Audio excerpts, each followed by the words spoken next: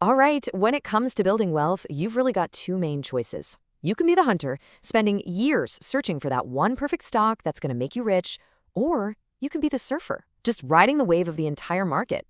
Both sides swear they've got the secret sauce, but who's actually right?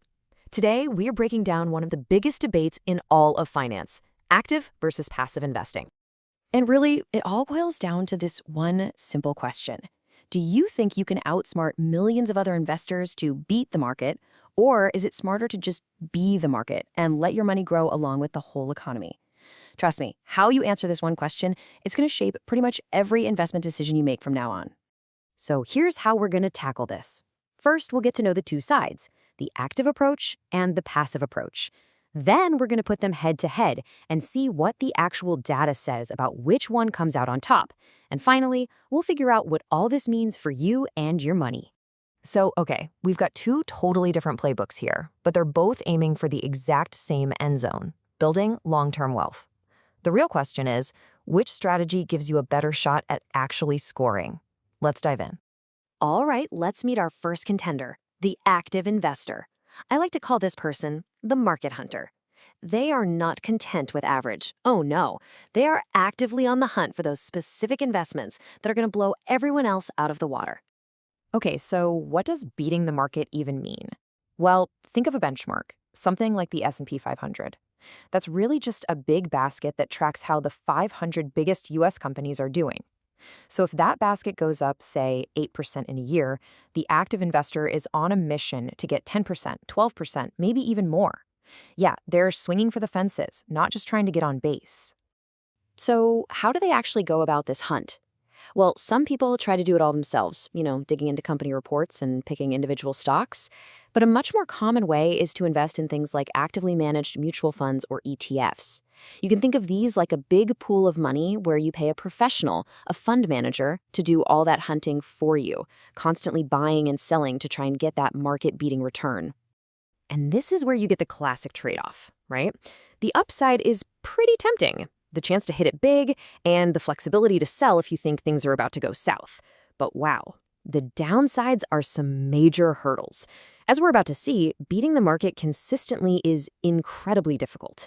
Plus, you're paying really high fees for just the chance to win, and it can honestly feel like a full-time job to keep up with it all.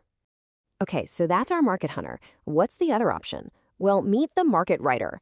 Instead of trying to outsmart the market, their entire philosophy is to just ride its wave with a totally hands-off approach. The whole idea here is to stop trying to beat the market and instead just match its performance. And they do this by buying something called an index fund, which is basically like buying a teeny tiny piece of every single company in a market index like the S&P 500. They're not hunting for winners, they're just riding the overall growth of the market itself. There's this quote that just nails the passive mindset perfectly. The stock market is this giant haystack with thousands of companies. Seriously, why drive yourself crazy searching for that one magic needle when you can just buy the whole haystack and guarantee you own all the winners? And maybe one of the single biggest differences between these two strategies, it comes down to cost. Just look at this. An active fund could charge you 1% or even more of your money every single year. A passive index fund, it could be as low as 0.03%. Now, on a $10,000 investment, that's the difference between paying $100, maybe more, versus just $3. You multiply that over a few decades, that difference is absolutely massive. So yeah, the pros here are pretty powerful. You save a ton of money on fees, it takes almost no time or effort, and you can sleep a lot better at night not worrying if you pick the wrong stock. The trade-off, of course, is that you are completely giving up any shot at hitting that home run. You are guaranteed the market's average, for better or for worse. When the market goes up, you go up with it. And yeah, when it goes down, you go down too. Okay, we've met our two contenders, the market hunter versus the market rider. Now it's time for the main event, the showdown. Let's dig into the real-world evidence and see which strategy actually comes out on top. So, when all is said and done, which one of these strategies actually wins? Which one puts more money in your pocket in the long run? Let's see what the data says.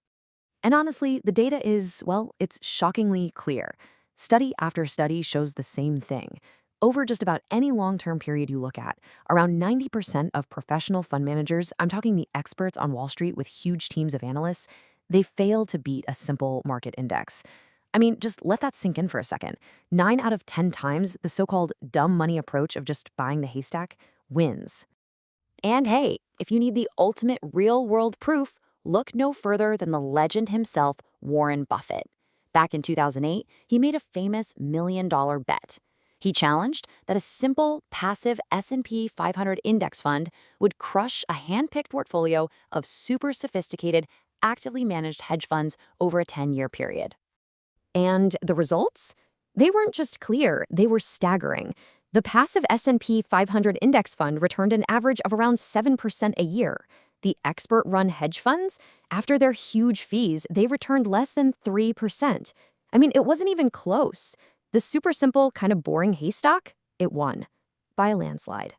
So, look, if the pros on Wall Street can't even beat the market, what chance does the average person really have? Well, it actually gets worse. Because for most of us, our biggest enemy isn't some market downturn. It's the person staring back at us in the mirror. It's our own emotions. This is the classic, destructive, emotional loop that active trading just loves to feed. When the market's soaring and everyone's getting rich on paper, people get excited and pile in, buying high. Then, when the market inevitably takes a dive, fear kicks in and people panic, selling low to cut their losses. This one simple mistake, buying high and selling low, is the #1 reason so many investors underperform. And passive investing helps protect you from yourself because the whole strategy is just to buy and hold. You tune out all that noise. Okay, so after all of that, what does this actually mean for you and for your financial future? How do you choose your own investment path? Well, here's the bottom line, really. For the vast, vast majority of people, the evidence is just completely overwhelming. When you add it all up, the super low costs, the simplicity, and the proven long-term results, it all points to passive investing as the statistically superior strategy for building wealth. So does that mean there's never a place for active investing? Well, not exactly. Think of it like this. For the serious money, your retirement savings, your big long-term goals, the evidence says to go passive. But hey, if you have a tiny slice of your portfolio that you want to treat as fun money and you genuinely enjoy the research and are totally prepared to lose it all, then sure, picking a few stocks can be a fun hobby. Just don't confuse that hobby with the most reliable path to wealth. And that really brings us back to that one final question you've got to ask yourself.